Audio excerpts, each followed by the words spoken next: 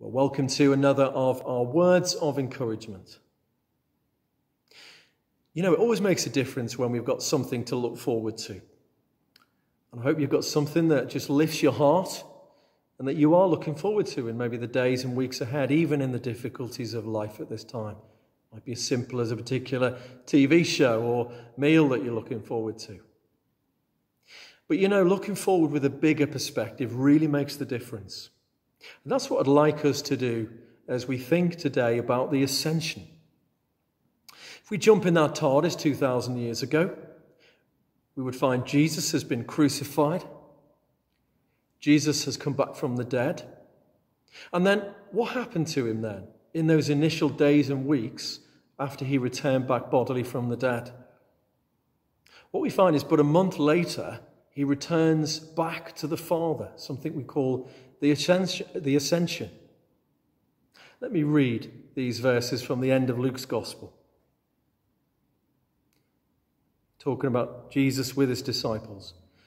When he had led them out to the vicinity of Bethany, he lifted up his hands and blessed them. While he was blessing them, he left them and was taken up into heaven. And they worshipped him and returned to Jerusalem with great joy. And they stay continually at the temple, praising God. Did you pick that up? Isn't that great? That even as he is returning back to the Father, he is blessing them. Jesus cannot help but bless us. That's just what he's like.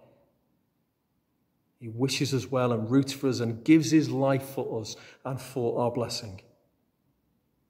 Well, Jesus returns back to God the Father, and that says something significant about Jesus. After all, he is God the Son. He's the divine Son who's always been there. He's always enjoyed the presence of the Father face to face, so it's right that he returns back to the Father. But this time there's a difference.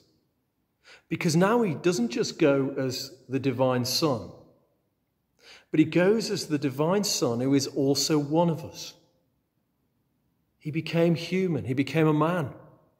He became one of us to represent us on the cross, to be our substitute, to pay the price for the wrong of humanity falling short of God's perfection, not relating to God as we should. And he pays the price for that on the cross, dies, and then lives again, bodily. Death has been defeated. Death cannot hold him. He is the guarantee of a life to come. Jesus returns as the one who is 100% God, but also 100% human. He is the God-man. And he enters heaven and is accepted as the God-man. He takes humanity into the very presence of the Father. That's an extraordinarily wonderful thing. That's really special because that means now that humanity in Christ is accepted. Those that belong to Jesus are welcomed into the very presence of the Father. VIP access. Face to face with the Father. The best party ever. You know, for those that used to go to nightclubs or maybe still would when we're allowed to, some of you may remember the time when there's a dress code. I can think of a time when it was very much you're not allowed to wear trainers. And there'd be someone on the door, maybe more than someone, and you couldn't sneak past. You couldn't get in unless you had the right dress code. Wearing trainers, no admittance. Well, Jesus is our dress code. He is one that clothes us with himself. He is our identity. We are welcomed in, not by our own actions, not on the basis of what we have done or will do, but on the basis of who we belong to. It's not what you do, it's who you know. Belong to the Son, and we get open access to heaven. It's an open invite to all. It's just about belonging to Jesus. In the New Testament book, Hebrews, chapter 9, verse 24, talking about Jesus, it says this: He entered heaven itself, now to appear for us in God's presence. He entered heaven itself, now to appear for us in God's presence. See, that's really significant. Jesus doesn't leave the earth I'm returning to the presence of the Father. Thank goodness I've shed my humanity. I no longer need to be involved with those people. The ascension isn't just about Jesus leaving the earth. It's about him going to open up heaven to us. Let me use this illustration, using a way of thinking about money that maybe for some of us is becoming less and less significant. But the writing of a cheque. And at the cross and resurrection, the cheque of salvation is signed.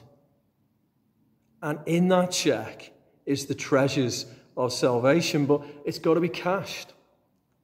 And the question is, will it bounce? Because the sacrifice is given, but it needs to be offered in. As Jesus goes into the presence of the Father, that is the offering of himself on our behalf. And the cheque of salvation is indeed cashed. And we are spiritually rich in Jesus. His sacrifice is offered and accepted. VIP access. That's what the Father wants. For people to know his love and enjoy his presence by belonging to his Son. And so now this life is not the whole story. These days and weeks ahead are not the whole story. And so let's have that big perspective. I said at the beginning, I hope you got something to look forward to. Well, whatever's going on in your life, look forward to the heavenly hope. And know that there is the confidence and assurance of that because our confidence is in Jesus. We are to be an ascension people. We are a people with a Jesus confidence. He entered heaven itself, now to appear for us in God's presence.